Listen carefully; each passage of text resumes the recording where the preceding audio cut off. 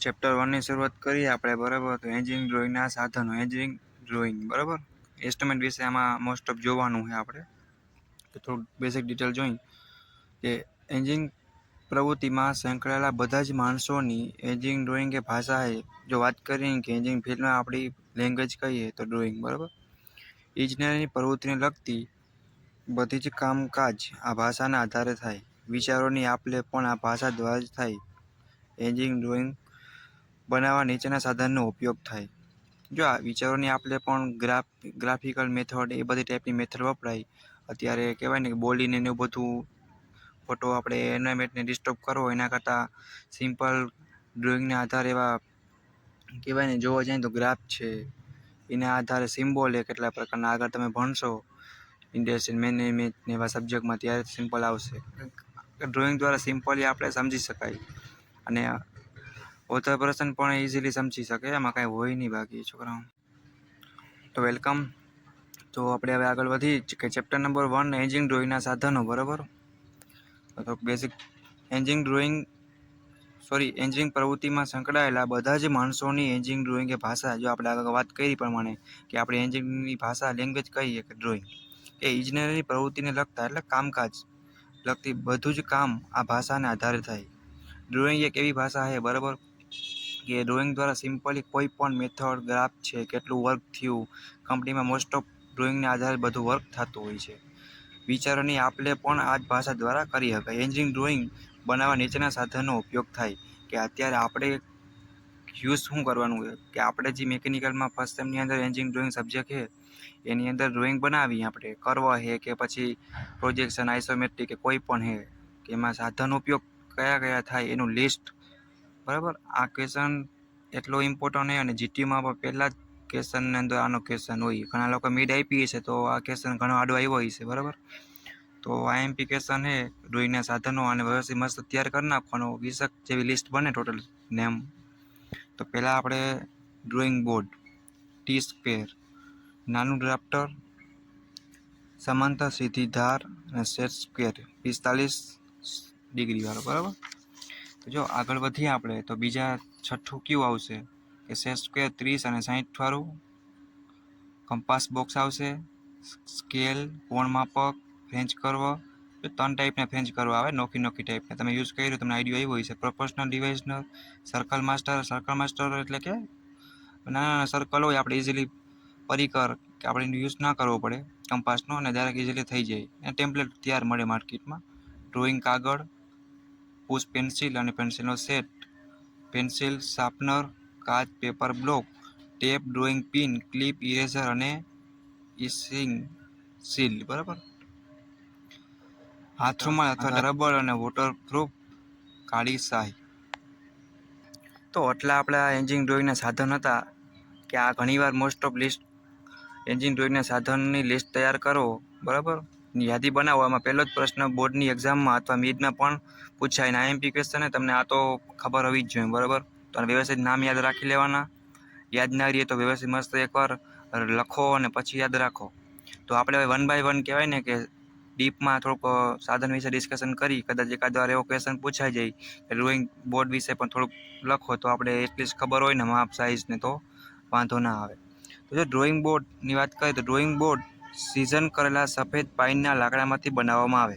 જો સિમ્પલ જોવા જઈએ તો ડ્રોઈંગ બોર્ડ બને કેમાંથી કે સિઝન કરેલા સફેદ પાઇનના લાકડામાંથી. બોર્ડની સપાટી લીસી, સપાટ અને ખાંચા વગરની બનાવવામાં આવે. એકદમ લીસી જોઈએ ને તો જ આપણે ઇઝીલી ડ્રો કરી શકીએ. બોર્ડ ઉપર ટી સ્ક્વેરને સમાંતર સરકાવવા બોર્ડમાં એબોર્ડની ધાર લગાવવામાં આવે, બરાબર. જસ્ટ આપણી આ થિયરી.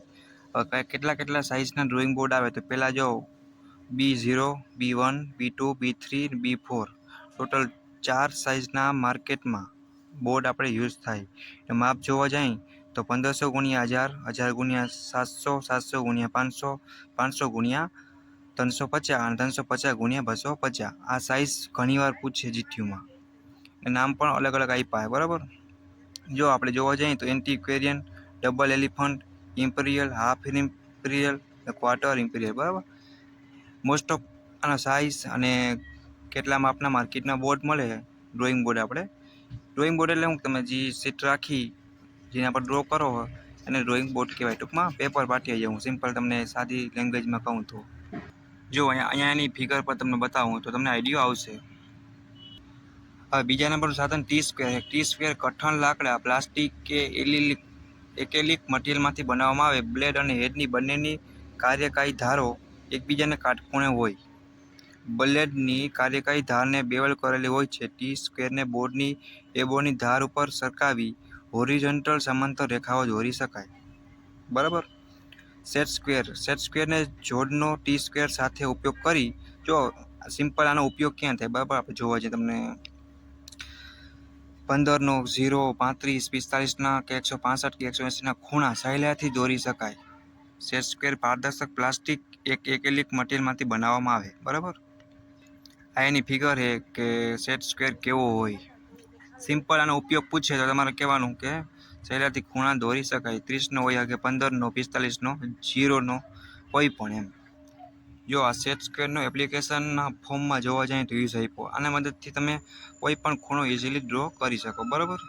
તો કંપાસ બોક્સ નેક્સ્ટ આપણું કહેવાય ને ટૂલ. તો કંપાસ બોક્સ એટલે આવા ટાઈપનું કંઈક મળે. આપણે 10માં યુઝ કરતા, આપણે પરિકર કહીને આપણે એને ઓળખતા. બરાબર. આની મદદથી સર્કલ આપણે ઇઝીલી ડ્રો કરી શકાય. એન્જિનિયરિંગ ફિલ્ડમાં આપણે વાત કરી ડ્રોઈંગમાં યુઝ થાય તો કંપાસ કહેવાય. નાના મોટા વર્તુળો દોરવા કંપાસનો ઉપયોગ થાય. પેન્સિલ કામ તેમજ શાહી કામ કરવા માટે કંપાસમાં વ્યવસ્થા હોય છે. પેન્સિલ લેડની કંપાસની અણી કરતાં 1 મિલીમીટર ઊંચી રાખવામાં આવે. કહેવાય ને સિમ્પલ આપણે કંપાસનો બોક્સનો ઉપયોગ નાના મોટા વર્તુળ માટે થાય. પછી સ્કેલ આવે, લખ્યું જ છે. સ્કેલ પ્લાસ્ટિક, બોક્સ, વુડ અથવા કાર્ડબોર્ડ મટીરિયલ બજારમાં મળે. સ્કેલનો ઉપયોગ કેવલ માપ લેવા માટે જ થાય. સિવિલ એન્જિનિયર, મિકેનિકલ તેમજ આર્કિટેક્ચર માટે બ્રિટિશ તેમજ મેટ્રિક પદ્ધતિના જુદા જુદા સ્કેલ બજારમાં મળે. કોણ માપકની વાત કરીએ આપણે. બરાબર. તો ખૂણાને માપવા તેમજ દોરવા માટે કોણ માપકનો ઉપયોગ થાય. આકૃતિમાં દર્શાવ્યા પ્રમાણે વર્તુળાકાર તેમજ અર્ધ વર્તુળાકાર કોણ માપક બજારમાં મળે. કોણ માપક પુઠ્ઠાના લાકડામાંથી, પ્લાસ્ટિકના, પિત્તળના અથવા સેલ્યુલોઇડના બનાવવામાં. આપણે મોસ્ટ ઓફ જોવા જઈએ તો પ્લાસ્ટિકના યુઝ કરી કોણ માપક. બરાબર.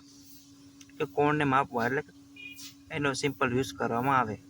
વર્તુળાકાર તેમજ અર્ધવર્તુળાકાર બે ટાઈપના માર્કેટોમાં અવેલેબલ છે. બરાબર. તો સિમ્પલ એની તમે ફિગર વર્તુળાકાર અને અર્ધવર્તુળાકાર કોણ માપક કેવા ટાઈપના દેખાય તો તમે ઇઝીલી જોઈ શકો. બરાબર. વર્તુળાકાર અને અર્ધવર્તુળાકાર. હવે ફ્રેન્ચ કરવાની વાત કરી. બરાબર. તો જુદા જુદા આકારના ફ્રેન્ચ કરવાનો સેટ બજારમાં મળે. વર્તુળાકાર સિવાયના વક્રાકારો હોય આવા ટાઈપના. બરાબર. કે જ્યાં આપણે સહેલાઈથી ગોલ ના કરી શકાય અને વક્રાકાર કરવા હોય આર્ક ટાઈપના, એનો ઉપયોગ આપણે ફ્રેન્ચ કરવાથી આપણે કરી શકીએ. બરાબર. તો વર્તુળ સિવાયના વક્રાકાર દોરવા ફ્રેન્ચ કરવાનો ઉપયોગ કરવામાં આવે. બરાબર. તો હાલમાં નમ્ય ફ્રેન્ચ કરવા પણ બજારમાં મળે. ફ્રેન્ચ કરવાનો અનુભવના આધારે યોગ્ય ઉપયોગ કરવાથી ડ્રોઈંગ સુંદર બનાવી શકાય. રેડી. તો બીજું જોવા જઈએ 8મા નંબરનું આપણું સાધન ટૂલ કે સર્કલ માસ્ટર અને બીજા ટેમ્પલેટો. જો સર્કલ માસ્ટરની અથવા નાના નાના સર્કલ આપ્યા હોય તમારી રિક્વાયરમેન્ટ મુજબ અહીંયા માપને બધું ડિટેલ આપેલી જોઈએ. બરાબર. તમે ઇઝીલી ડાયરેક્ટ ડ્રો કરી શકો. તમારો સમય પણ બચે અને ઇઝીલી પેપર પણ ટાઈમે પૂરું થઈ જાય અને ડ્રોઈંગ પણ મસ્ત વ્યવસ્થિત રેડી થઈ જાય. ઓછા સમયમાં વધુ સારું ઉત્પાદન કહી શકાય એમ. તો સર્કલ માસ્ટર આકૃતિમાં દર્શાવ્યા પ્રમાણે જુદી જુદી સાઇઝના કહેવાય ને કે વર્તુળને ઉત્કીર્ણ કરેલા એટલે કાપેલા ત્યારે જ હોય. તમારે તમારા માપ મુજબ ડાયરેક્ટ તમારે સીધું એમાં પેન્સિલની મદદથી સર્કલ કરી શકો. આ સાધનનો ઉપયોગથી નાના વર્તુળો સહેલાઈથી દોરી શકાય. જો ઘણીવાર એવું થતું કે 4 કે 5 mmનું કે 3નું કે 4નું હોય સર્કલ, તો આપણે પરિકરની અથવા કંપાસની મદદથી ઇઝીલી ના ડ્રોઈંગ કરી શકીએ. એરર આવે, તકલીફ પડે. બરાબર. તો આ સર્કલ માસ્ટરની મદદથી સિમ્પલ અને ફટાફટ ડ્રો થઈ જાય. જુદા જુદા આકાર જેવા કે ઉપવલય હોય, બહુકોણીય, કોણ વર્તુળ વગેરે ઝડપથી અને સહેલાઈથી ડ્રો કરવા માટે ટેમ્પલેટનો ઉપયોગ થાય. બરાબર. તો ડ્રોઈંગ કાગળ. બરાબર. કે જે આપણે શીટ, સફેદ એકધારો અને લીસી સપાટી વાળો હાથ બનાવટનો કાગળ ડ્રોઈંગ કામ માટે વપરાય. જો લખ્યું IS SP 462003 પ્રમાણે કોષ્ટકમાં માપના ડ્રોઈંગ પેપર અવેલેબલ ઉપયોગમાં લેવાય. તમને પૂછે કે શીટના માપ કયા કયા હોય તો A0, A1, A2, A3, A4 અને A5. એની પહોળાઈ આપી mm માં. બરાબર. અહીંયા લંબાઈ એની આપી. પછી જોવા જઈએ તો કર્તન વગરના આવે ને કર્તન કરેલા આવે, હાવ ટુ ડિફરન્ટ, બરાબર. એમાં લંબાઈ ટોટલ બે વસ્તુ આપી છે. તો આપણી સીટ છે જેમાં આપણે સબમિશન ટાઈમે જે આપણે સીટ સબમિશન કરાવવા જઈએ એ. પછી 10મા નંબરનું વાત કરીએ તો પેન્સિલનો સેટ. જો નોકી ગ્રેડ પ્રમાણે પેન્સિલ હોય, તમે જોઈ શકો 8B છે, 7B, 6 છે, 5 છે, 4, 3, 2, આપણે કઈ 0.5, 0.7 એ ટાઈપની ફૂટ પેન્સિલ અને પેન્સિલનો સેટ. સિમ્પલ તમારે માપ પૂછાય અથવા આકૃતિ પૂછે તો આ તમારે ડ્રો કરવાની અને મસ્ત વ્યવસ્થિત માપના એના ગ્રેડ લખવાના. એચમાં છે pencil of art work not useful for inking work, soft pencil આવે અને આ બે ટાઈપની પેન્સિલ હોય, બરાબર. ગ્રાફિકલ કમ્પ્યુલેશન હોય તેમાં પણ યુઝ થતી હોય, એ તમારે આગળ ડીપમાં આટલું જવાની જરૂર નથી અત્યારે. પેન્સિલની લેડમાં ગ્રેફાઇટ અને માટી બે મુખ્ય સંઘટક હોય છે, બરાબર. નરમમાં નરમ 8B થી શરૂ કરી અને કઠણમાં કઠણ 10H સુધીના 20 ગ્રેડની પેન્સિલો આકૃતિમાં દર્શાવ્યા પ્રમાણે જુદા જુદા કામ માટે લેવાય, બરાબર. આજના જમાનામાં જો મેં વાત કરી પણ 0.5 સાઇઝની લેડવાળી રિફિલ પેન્સિલ ખૂબ જ વપરાય. આ જાતની 11મા નંબરનું ઇન્સ્ટ્રુમેન્ટ છે drawing pin, clip, adhesive tape, eraser અને ઇરેઝિંગ સીલ, બરાબર. તો જો ડ્રોઈંગ પિન એટલે સિમ્પલ કે તમે આપણું જોવા જઈએ ફિગરની તરીકે કે આપણું ડ્રોઈંગ બોર્ડ હોય, ઇઝીલી આપણે ઉપર સીટ રાખીને ડ્રો કરી શકીએ. તો અહીંયાથી હાથથી ટૂંકમાં આવી રીતના આપણું પેજ આ વળી ના જાય એના માટે આપણે અહીંયા સાઈડમાં આવા ટાઈપની પ્લાસ્ટિક ટાઈપની ક્લિપ આવે, બરાબર. એ સિમ્પલ લગાવી દેવાની એટલે આપણે ડ્રોઈંગ કરવામાં ઇઝીલી તકલીફ ના પડે અને આપણે આરામથી ડ્રોઈંગ કરી શકીએ, બરાબર. તો આ આપણું ચેપ્ટર નંબર 1 હતું, હેજિંગ ડ્રોઈંગ સાધનો. આનો ક્વેશ્ચન કંઈક આવી રીતના પૂછાય કે હેજિંગ ડ્રોઈંગ સાધનની લિસ્ટ બનાવો, તો તમારે વ્યવસ્થિત સાધન લખવાના. અથવા બીજો ક્વેશ્ચન એક કોઈ પણ સાધનનું પૂછે એની વ્યાખ્યા લખવાની, અથવા ઓટીસ કરીને પૂછી શકે કે ફ્રેન્ચ કરવા હોય તેનો યુઝ ક્યાં થાય અને ઉપયોગ લખો, બરાબર. ડ્રોઈંગ બોર્ડ છે, કેટલી સાઇઝના મળે, ડ્રોઈંગ શીટ છે, બરાબર. તો વ્યવસ્થિત માપ અને બધું વ્યવસ્થિત રિવિઝન કરી લેવાનું. આ ચેપ્ટરમાંથી બસ આટલું જ પૂછાય, બીજું કંઈ હોતું નથી. તમારું નામ તો બધા વ્યવસ્થિત તૈયાર કરી જ લેવાના. કદાચ તમને ડ્રોઈંગ પિનનો ક્વેશ્ચન પૂછે તો તમારે સિમ્પલ કહી શકો કે બોર્ડ ઉપર ડ્રોઈંગ પેપરને નિયત કરવા પિન, ક્લિપ અથવા એડહેસિવનો ઉપયોગ ટૂંકમાં ટેપનો ઉપયોગ કરવામાં આવે. રબરનું પૂછે તો ખોટા ડ્રોઈંગ કામને ભૂંસવા માટે નરમ સારી જાતના રબરનો ઉપયોગ કરવામાં આવે.